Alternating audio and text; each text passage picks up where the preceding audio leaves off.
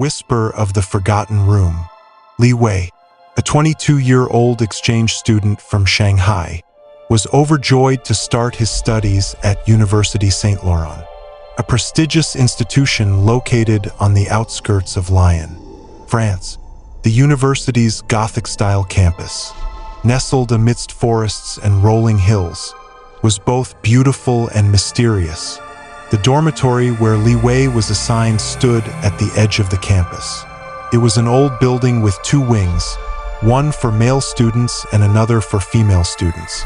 The dormitory's creaking floors and dimly lit hallways gave it an eerie charm that intrigued Li Wei.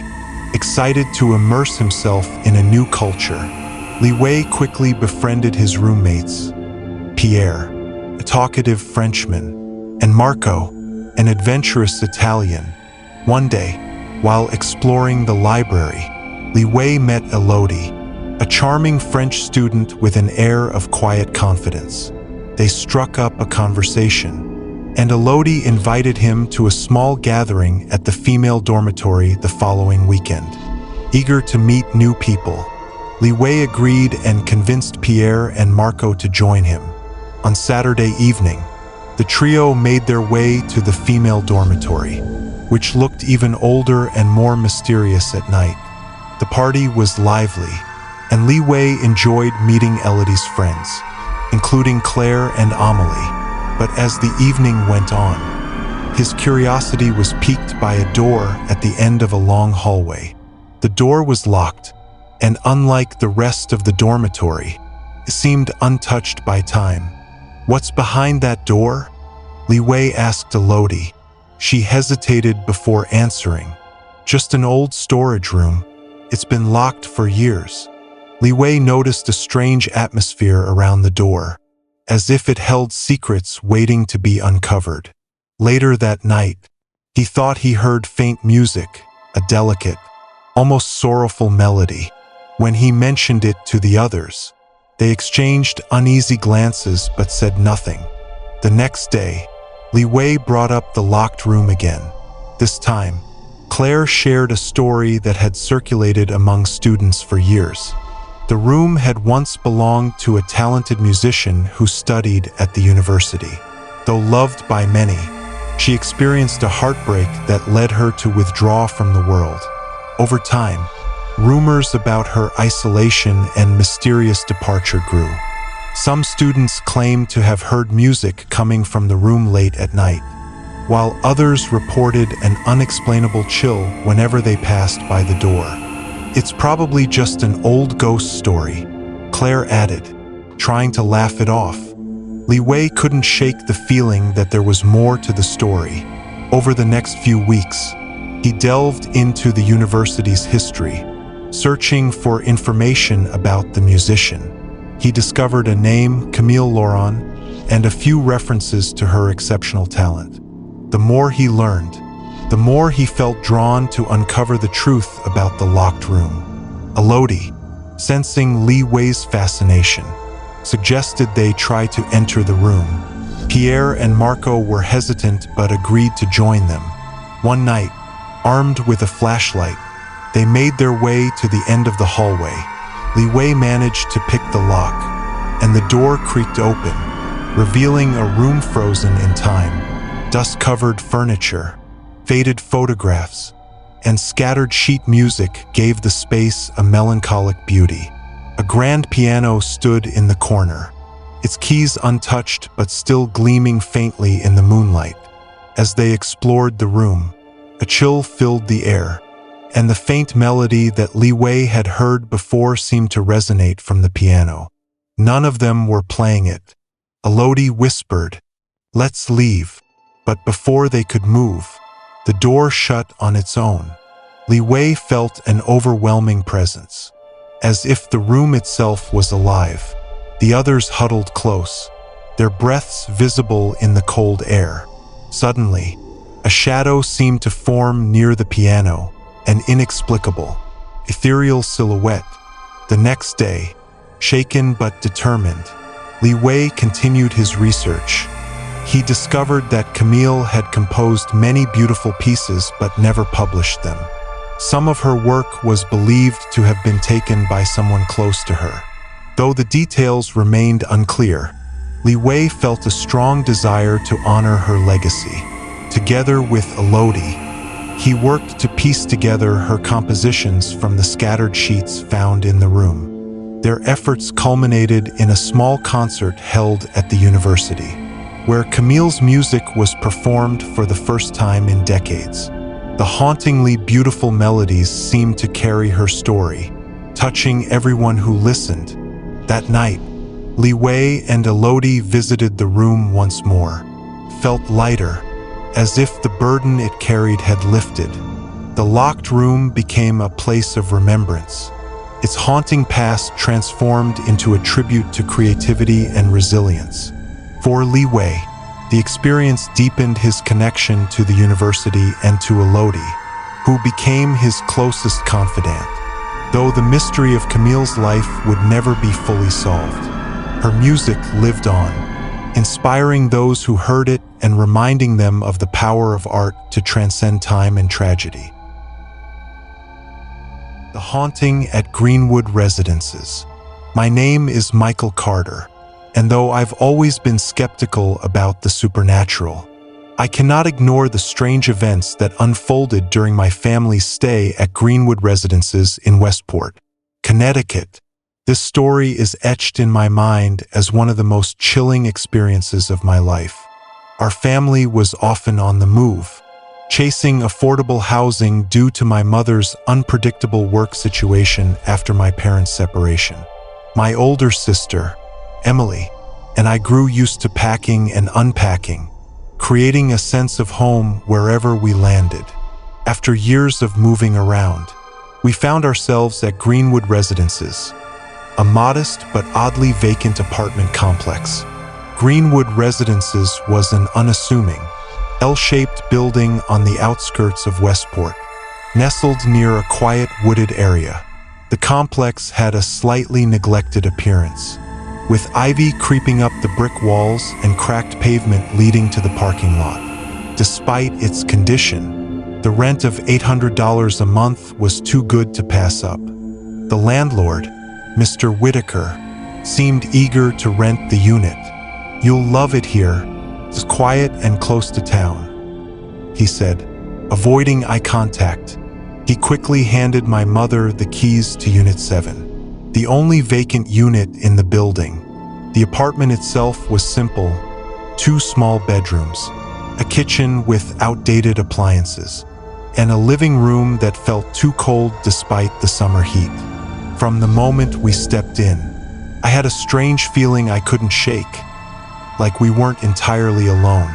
The first few nights passed without much incident, but an odd sensation lingered in the air. At dinner time, I often felt as though someone was standing behind me, watching silently. I started bringing my meals to my room, avoiding the living room altogether. At night, strange noises would fill the apartment, faint footsteps echoing in the hallway, muffled whispers, and occasionally the sound of a child crying. My sister, Emily, dismissed it as noise from neighboring units, but the nearest apartment was vacant, and the walls were thick enough to block out sound. The real turning point came one late evening, while watching a basketball game in the dimly lit living room. I saw her for the first time.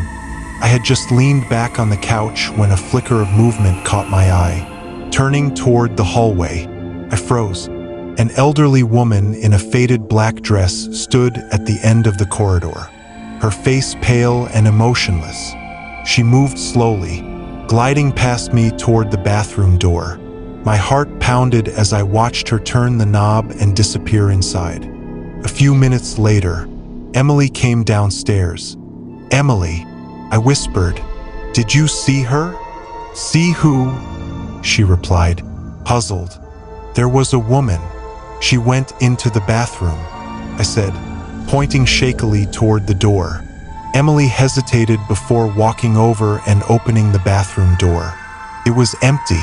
She turned back to me, her face pale. "Michael, stop trying to scare me," she said, her voice quivering slightly. The next day, I cautiously brought up the incident with a neighbor, Mrs. Andrews, who was known for her keen interest in local history. She lowered her voice, glancing around before speaking. "Unit 7?" she asked. "That's where Mrs. Donovan used to live. Her children moved away and left her there alone. She was found—" Mrs. Andrews paused, shuddering. "She passed away in that apartment years ago. Some say she never left." Chills ran down my spine as she continued. "You're not the first tenants to experience strange things. Most people leave within weeks." Her words haunted me. That night, the apartment felt colder than usual. The whispers seemed louder, the footsteps heavier. One afternoon, our upstairs neighbor, Mr. Hargrove, approached my mother. His expression was grave. "I don't mean to alarm you," he began, "but last night, I saw something by your door. It looked like a shadow, a figure in black, tall, with what seemed like a hooded cloak." My mother dismissed his concerns, but I could tell she was unsettled. In the days that followed, the activity in the apartment intensified. Objects moved inexplicably. The lights flickered at odd hours. Once, Emily's jewelry box tipped over on its own, scattering its contents across the floor. The breaking point came one night when Emily woke up screaming. She claimed she had felt a cold presence lying next to her in bed. When she turned on the light, no one was there, but the indentation of a body remained on the mattress. The next morning, Mrs. Andrews came to see us again. "You need to leave," she said firmly. "You've lasted longer than most, but it's not safe here." She told us about the last family who had lived in Unit 7. The father claimed he woke up one night to find an elderly woman sitting at the edge of his bed. They moved out the next morning. We decided to leave within the week. On our final night, as we packed our belongings, I saw her again. The woman in black stood in the hallway, her hollow eyes fixed on me. She didn't move or speak, but her presence was overwhelming. I felt no anger from her, only an unbearable sadness, as though she wanted to say something but couldn't. The next day, we handed the keys back to Mr. Whitaker and left Greenwood Residences behind. After we moved out, another family moved into Unit 7, but they left within 2 weeks. The pattern continued, and Greenwood Residences gained a reputation as a cursed building. Even now, years later, I sometimes wonder about Mrs. Donovan. Was she trapped there, tied to the place she once called home? Or was it something darker, an echo of the loneliness and despair she felt in her final days? I'll never know for sure, but one thing is certain: Unit 7 was a place I'll never forget. The haunted stay in Edinburgh. When I was 19, I had the opportunity to take my first major trip alone. It was a thrilling experience, a journey to Edinburgh, Scotland, a city known for its rich history, stunning architecture, and a touch of mystery. This trip was particularly special because it was my first time traveling without any adult supervision. My parents were supportive but understandably nervous. As I was venturing far from home, my father's college friend, Mr. Alistair, lived in Edinburgh, and he offered to help me settle in. Mr. Alistair and his wife, Fiona, had a small flat near the Royal Mile, but it was occupied by their niece at the time. However, they owned another property nearby, a studio apartment in an old Georgian building on the edge of the city center. It was unoccupied, so they graciously let me stay there for a week.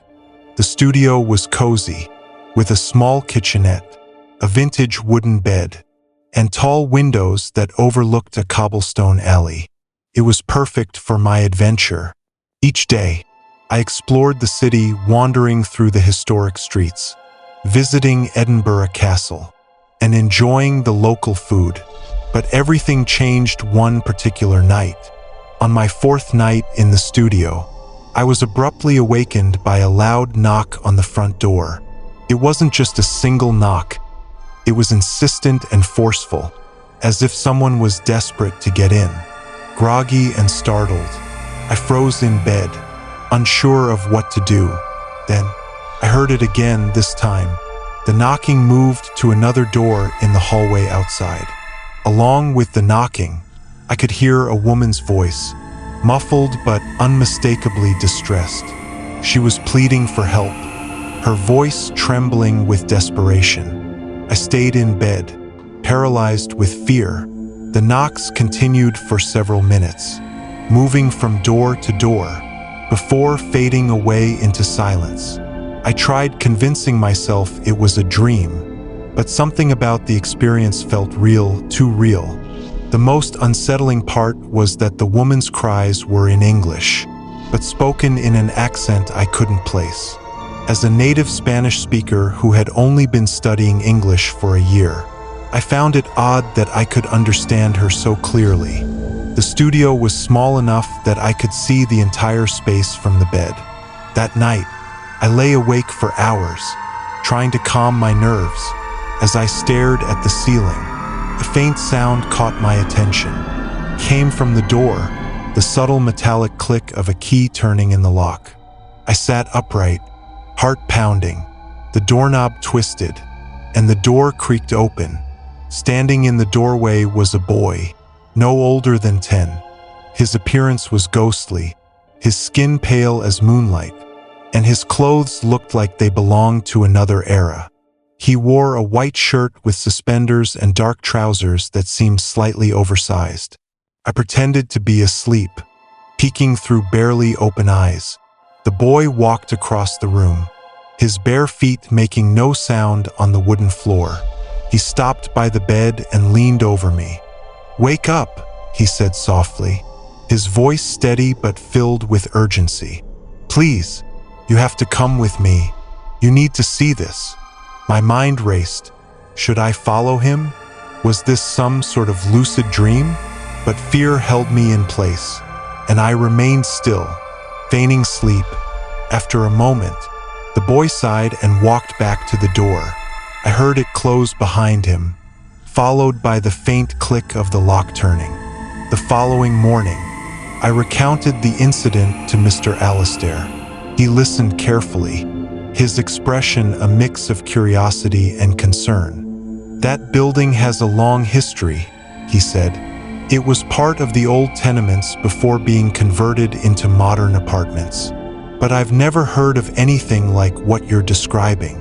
Later that day, Fiona needed help retrieving some items from the basement storage room of their own flat. As we descended the narrow stone stairs into the dimly lit space, she pointed to a section of the wall covered in faded writing. "These are names," Fiona explained. "During the war, people wrote them here to mark who lived in the building. Many of the names were followed by dates, some crossed out with a thick black line. Fiona told me these were the names of residents who had passed away during air raids or other tragic events." Scanning the wall, I felt a chill as I recognized one name. William McLaren. Could this be the boy who had visited me? That evening, I delved into Edinburgh's history, poring over books and online archives. I discovered that the area where the studio now stood had been heavily bombed during World War II. Many children were among the casualties, their lives cut short in the chaos. I couldn't find anything definitive about William McLaren, but the timing and circumstances seemed to align. On my last night in the studio, I couldn't shake the feeling of being watched. Around midnight, I turned off the lights and crawled into bed, determined to ignore any noises.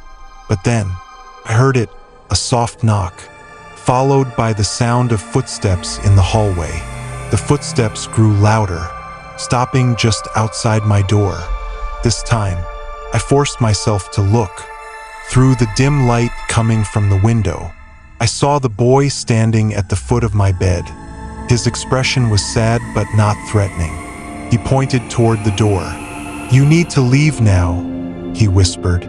I didn't wait to question him. Grabbing my coat and keys, I left the apartment and spent the night at a nearby cafe. The next morning, I packed my belongings and moved into Mr. Alistair's flat for the remainder of my stay.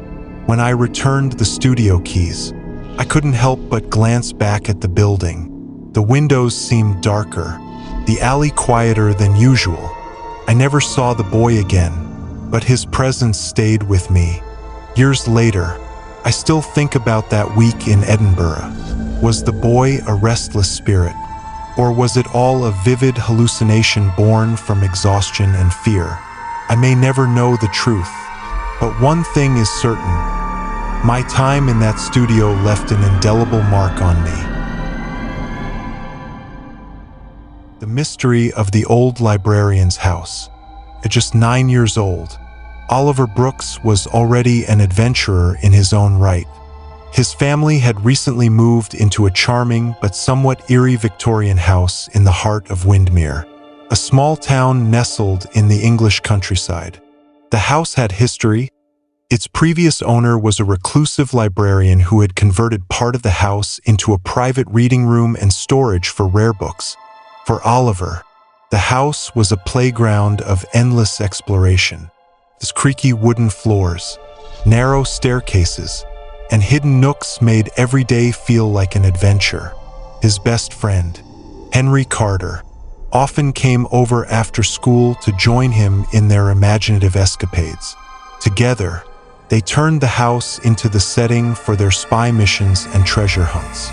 One sunny afternoon, Oliver had the brilliant idea of adding technology to their spy games. His father had recently given him a small motion detector as a birthday gift, and Oliver was eager to test it out. "Let's set it up in the attic," Oliver suggested to Henry, his eyes sparkling with excitement. The attic was the perfect spot, dimly lit, filled with dusty boxes and cobweb-covered furniture. It felt like a secret lair straight out of a mystery novel. They carefully placed the motion detector near the entrance and adjusted its range. "Okay, now if anyone or anything moves up here, we'll know," Oliver said confidently. The boys returned to the kitchen for lunch, leaving the detector behind. As they were eating sandwiches and chatting about their next adventure, a sudden, shrill beep pierced the air. Oliver froze. "That's the motion detector," he whispered. Henry's eyes widened. "But no one's up there." Nervously, the boys grabbed a flashlight and tiptoed back to the attic. The detector's light was blinking, indicating it had been triggered, but the attic was eerily still. "Maybe it's a mouse or something?" Henry suggested, though his voice betrayed his uncertainty. They searched the room thoroughly, moving aside boxes and peering into dark corners. There was no sign of any movement, no animals, no fluttering curtains, nothing that could have set off the detector. Oliver reset the device and they left, trying to brush off the incident as a glitch. But deep down, both boys felt a lingering unease. Later that evening, Henry decided to stay for dinner. Afterward, the boys retreated to Oliver's room to play a board game. The house was quiet, with only the occasional creak of settling wood breaking the silence. As they played, a sound caught their attention, soft, deliberate footsteps echoing down the hallway outside Oliver's room. The boys exchanged nervous glances. "Is that your mom?" Henry asked. Oliver shook his head. "She's downstairs in the living room." The footsteps continued, growing louder. Oliver cautiously approached the door and peered through the gap underneath. There was no shadow, no sign of anyone walking past. "Maybe it's just the house creaking," Henry suggested, but his tone lacked conviction. As quickly as the footsteps had started, they stopped. The room fell into a deep, almost unnatural silence. Oliver's heart raced, but then something changed. The heavy, oppressive feeling in the air lifted, replaced by a strange sense of calm. It was as if whatever presence had been there was now gone, or perhaps had never meant to scare them in the first place. The boys looked at each other, their fear dissipating. "That was weird," Oliver said, trying to sound braver than he felt. "Yeah," Henry agreed, "but it didn't feel bad. You know? Just different." Over the next few weeks, Oliver began noticing other peculiarities around the house. Lights flickered in rooms where no one had been. Doors occasionally creaked open on their own. But none of these incidents felt threatening. One day, while exploring the old reading room that had once belonged to the librarian, Oliver found a small leather-bound journal tucked inside a hidden compartment in the desk. The journal contained handwritten notes about the books the librarian had collected and the people who had visited the house. One entry stood out.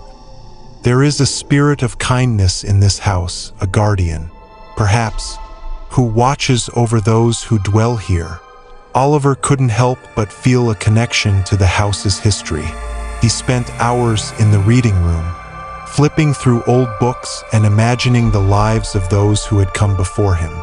The motion detector, which had sparked the initial mystery, continued to go off sporadically. Each time, Oliver and Henry would investigate, but they never found anything. The attic, once a source of fear, became a place of wonder. One evening, as Oliver sat in the reading room, he thought he saw a faint figure reflected in the window, a tall, elderly man with kind eyes. He turned quickly, but no one was there, though Oliver never fully understood the strange occurrences in the house. He came to believe that the presence was not something to fear. It felt protective, like an unseen caretaker ensuring the house remained a place of warmth and curiosity. The experiences in the house stayed with Oliver long after his family eventually moved to a new town. He often thought back to those days with a mix of wonder and nostalgia, grateful for the mysteries that had sparked his imagination and shaped his sense of adventure. This retelling maintains the original structure while introducing a new setting, characters, and a slightly altered tone. It balances the mysterious and the comforting, creating a story that's both intriguing and memorable. Let me know if you'd like any further refinements.